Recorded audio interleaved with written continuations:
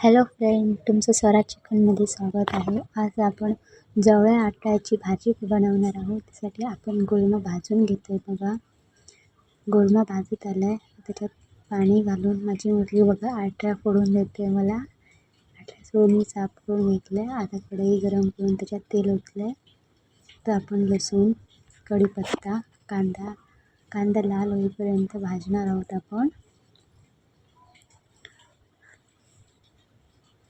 त्याच्यानंतर हळद, लाल तिखट, घरगुती गरम मसाला आणि मगाशी फोडून घेतलेला ते आटा घालून पाणी घालून घेणार.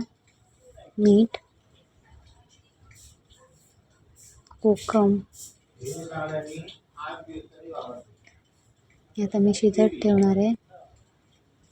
बघा, 5 मिनिटानंतर मी उघडून बघले, आटा शिजले आहेत. त्याच्यात मी गुळमा घातला आहे. आमच्या इकडे गुळमा बोलतात त्याला.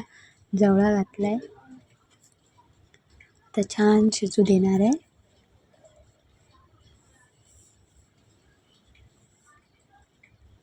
तर याच्यात मी ओलं खोबरं घातलं आहे.